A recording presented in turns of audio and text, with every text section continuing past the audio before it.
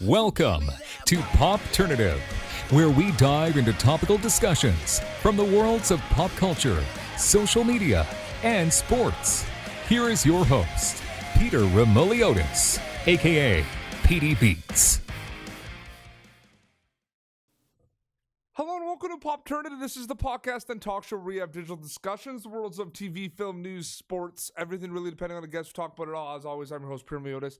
All social media, you know me as PD Beats. My guest will star alongside John Stamos, April 16th, dropping on Disney Plus on a show called Big Shot. Jessalyn Gilsig is with us. Jessalyn, thank you so much for your time. Thank you for having me.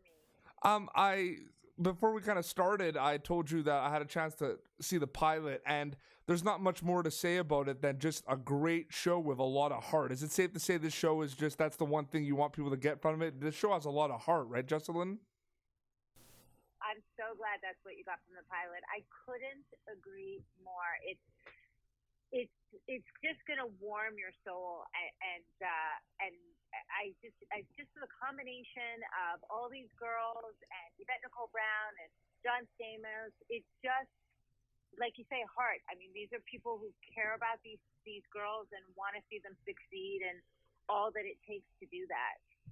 Absolutely. How does this project compare to other projects you've worked on in the past? Because you've worked on some of the biggest shows out there of different genres, Jessalyn. How does this one compare experience-wise? Yeah, this, funnily enough, is, even though, for some people, it's Disney, so it kind of has like you said, it's heartwarming and it's a certain kind of brand. And yet for me, it was a complete departure because I usually play characters that have an agenda. I'm very used to playing characters who are really sort of driven by an ambition, whether it's personal or professional or revenge or whatever it might be. They have a drive in them. And in this instance, my character, Coach Holly, and the entire tone of the show, it's funny and it's light, but it's also everybody. It's pure. She's a good person. She's a kind person. She makes mistakes like all people, but she's not faking a pregnancy or trying to have anyone beheaded. So that was a bit of an adjustment for me. It's one of those things too where this show does a very good job of kind of throwing everything in there in terms of, the genre. I would say this is a genre bending show because it's funny, but it's got those moments where it hits very hard, is very emotional, has those dramatic kind of feel good moments as well. What was it like looking at the script of this and kind of seeing this genre bending show? I don't think people are realizing they're calling it a comedy. It's a family show. There's some important issues in there as well. So I think you all hit it out of the park with that as well. Talk a little bit about reading the script. I'm so excited that that's your takeaway. This show is a David Kelly show, and David Kelly has an ability, like exactly what you described. It's funny. These characters are entertaining. They're very distinct. They're kind of idiosyncratic, but they're all grounded in something that's very real. And that balance is such a David Kelly superpower. And so for me, that was such a big part of the appeal of the show because I knew that we were in such good hands with David Kelly and also Dean Laurie, who's our head writer, that we knew that no matter how, like you say, how entertaining it was going to be, it was always going to be grounded in something real and relatable for people. For sure. And this is, of course, about a basketball team, but specifically a high school basketball team, more specifically an all-girls high school basketball team. That's an important and exciting kind of storyline that we're not used to seeing as well. We get to showcase an all-girls high school basketball team. How exciting is that for you in the cast? I say it's about time. Yeah, absolutely. Sometimes I looked around the set and I thought, with our cast and also now with our crew, I looked around and I thought, I have never worked with this many women in my life. I am so used to being the only woman or maybe one other woman, and then it's usually predominantly men. And here we are, and it's balanced, and we're telling the story of these girls, and we're featuring them, and we're looking into issues the teenage girls deal with, which, as we all know, because we're human beings, so we've operate in the world. But what TV has failed to recognize, I think, sometimes is that girls are ambitious. Girls have personal dreams that have nothing to do with boys. They have nothing to do sometimes with, how they look or how they dress. They're driven. They have dreams of great achievement and accomplishment, and that's what they're in school to learn about. They're there to learn about themselves and access their power. And through this team, they learn to grow and evolve into the women that they're going to become.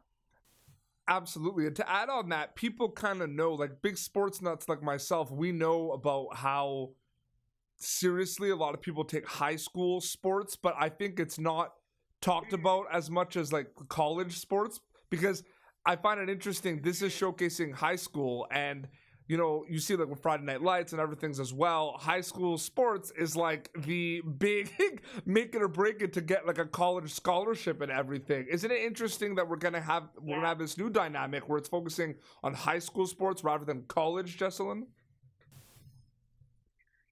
That's such a good point. I think you're so right. I think we look at professional sports, we look at college sports, and we think, just because we're introduced to these players, they've just appeared. But the amount of sacrifice and the amount of work, not only that those players have put into operating at that level, but also the sacrifice that their families have made. And then, of course, as you know, like, there are a lot of kids who play really well in high school, but that doesn't mean they're going to play at the college level. But that doesn't mean that that's not time well spent. You can be a part of a team, and it doesn't mean you have to go on to make the sport, your actual profession or what you do in the future. But there's value to just being on a team and playing a sport and doing your own very best. There's Absolutely. a lot of value in that. No, I really want that to be highlighted. 100%. It's funny you mentioned that because, your show drops April 16th on Disney Plus. Today, March 26th, Mighty Ducks Game Changers drops on Disney Plus. And it's kind of like the same kind of themes a little bit there, right? Where these hockey parents are really taking it seriously in these $1,000 clinics and the 6 a.m. practices. So I find that an interesting thing as well. So that's interesting as well. It's amazing. I was going to say, I grew up in Montreal, like we were just sharing when we started, and I played ringette, which isn't played as much as it used to be, but I played ringette. That was the only way that I could play a form of hockey, and we could only get the rink at 5 in the morning, so I would get up at 4. I remember I would make my breakfast, and as a young, I don't know how it was, 11, 12 years old, I'd walk over with my gear, and I'd go to my ringette practice. That wasn't because I thought I was going to be a professional ringette player. One kind of non-big shot question I wanted to ask you is, I'm a big fan of seeing kind of a lot of genres, exploding and doing really well. And the reason I asked that, because I believe you've dabbled in the horror and thriller, of course, throughout your career. I mean, you were, I believe, in Prom Night with Brittany Snow. Mm-hmm. You were, and I remember seeing that when I was younger, and that was a good time. That was one of the first like horror movies I was kind of allowed to kind of see in the theaters as well. But I love that. Isn't it crazy how amazing the horror genre has been in the last 5 years, specifically, Jessalyn? Well, I would like to agree with you, except that even though this is what I do for a living, and I know that everything is fake, I am terrified of horror movies. Yeah. Terrified. Like, they cause me extreme anxiety. I can barely watch a trailer to a horror movie, let alone the movie itself. And I even know how the sausage is made, and yet it's really hard for me. But wow, because like Prom Night was pretty intense. Like your character, that was pretty scary. I remember. But Prom Night was amazing because Idris Elba was in it. So I was like, tell me where to stand and what to do, because if Idris Elba is in the room, I'm happy to be there. Oh, absolutely. Vikings is another show that you've been on. I mean, when you talk about big scale stuff, I mean, there's a lot of intense things going out there. Is it interesting sometimes when you're able to kind of work on big scale projects like Vikings, but then sometimes you do it and then you're like, okay, maybe you want to do like an independent, smaller budget movie. It's interesting to see those different worlds too, right, Jessalyn? It's really, it's there are so many things about my career. The hardest thing about my career is not working. That's the hardest thing.